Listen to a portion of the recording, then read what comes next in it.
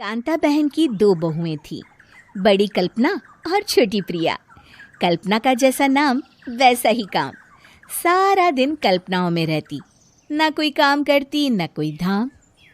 अरे कल्पना बहू, जरा अच्छी सी चटनी पीस दे, आज कुछ मजेदार खाने का मन है। पेट में जलन हो जाएगी माँ जी बुढ़ापे में, और वैसे भी मेरा काम करने का वक्त शाम का है, अब प्रिया को ही बोल दो। इतना कहकर कल्पना वहां से चली जाती है। कांता कल्पना के ऐसे रवैये से काफी परेशान रहती हैं। मैं बना देती हूँ माँ चटनी, ऐसा बोलकर प्रिया माँ को चटनी बनाकर प्लेट में खाने को देती है कि तभी वहां कल्पना आ जाती है। अरे वाह चटनी, जरा चक्कर तो देखूं, बड़े दिन हो गए। अरे नहीं बहू, तू तो रहने ही दे चटनी खाना, पेट में जलन हो जाएगी।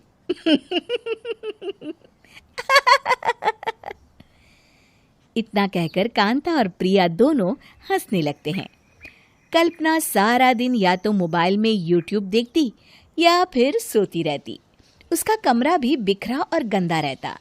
एक दिन कल्पना का पति अशोक उससे कहता है, अरे कल्पना, जानवर भी उस जगह को साफ कर लेता है जहां वो बैठता है, तुम तो इंसान हो, कैसे इतने गंदे कमरे में रह लेती हो?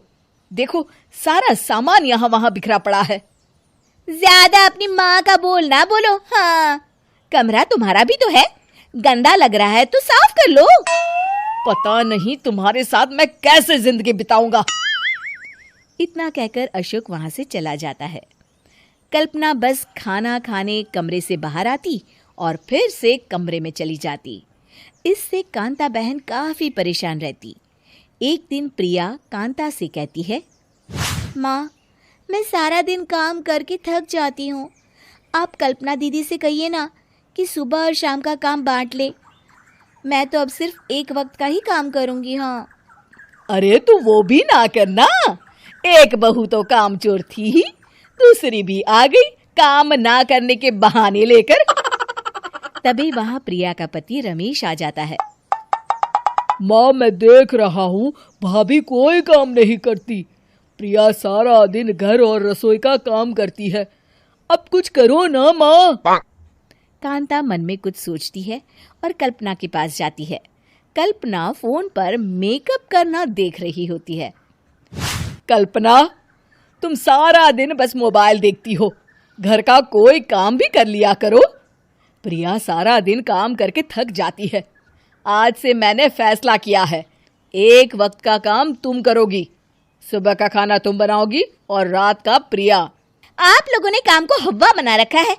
अरे पता नहीं थोड़ा सा ज्यादा काम करने में आप लोग घबरा क्यों जाते हैं। और हाँ, बहुत ज्यादा प्रिया की तारीफ मत करिए मेरे सामने, बड़ी बहू तो मैं ही रहूंगी।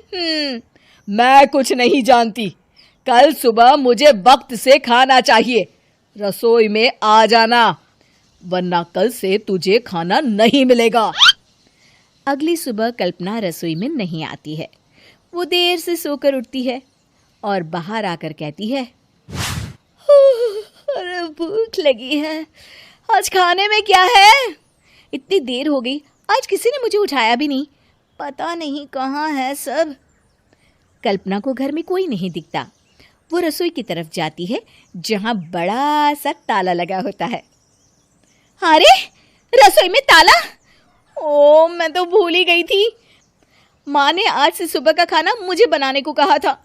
हे भगवान, इतने लोगों का खाना बनाना क्या आसान है?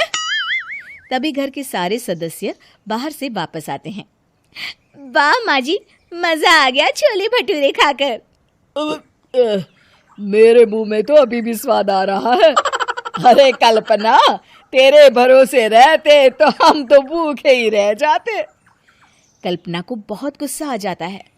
अब बहुत हो गया, आज से मैं अपनी रसोई अलग कर रही हूँ, मैं अपना खाना खुद बना लिया करूंगी। कल्पना अपनी रसोई अलग कर लेती है, पर आए दिन उसका देर से उठना और काम न करने की आदत से वो भूखी ही रह जाती थी। उसी के सामने घर के लोग अच्छे अच्छे पकवान खाते और कामचोर कल्पना को जैसे तैसे ही खाना बनाकर खाना पड़ता। पर एक दिन तो हद ही हो गई। माँ, दीदी आज सुबह से कमरे से बाहर नहीं निकली, हमें जाकर देखना चाहिए। सो रही होगी काम चोर कहीं की, पर तुम कहती हो तो चलो देख लेते हैं उसे।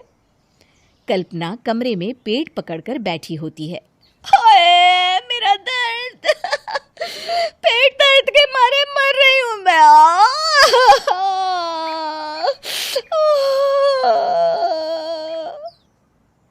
अरे दीदी क्या हुआ, पेट में दर्द क्यों हो रहा है? डॉक्टर को दिखाया आपने? माँ। कल्पना खड़ी होती है और माँ जी के पास आती है। मुझे माफ कर दीजिए, अब से मैं सारे काम में मदद करूंगी, कभी आलस और काम चोरी नहीं करूंगी। हाँ हाँ वो तो ठीक है, लेकिन अचानक क्या हो गया जो तू काम करने को तैयार हो गई? काम चोर कल्पना। माँ, लगातार बासी और उल्टा पुल्टा खाना खाने के कारण मेरे पेट में इन्फेक्शन हो गया है। काम न करना पड़े इसलिए मैं 2 दिन का खाना एक दिन ही बना लेती थी। बासी और खराब खाना खाने के कारण लेने के देने पड़ गए। पेट में दर्द हो रहा है। चलो अच्छा हुआ, देर आए दुरुस्त आए।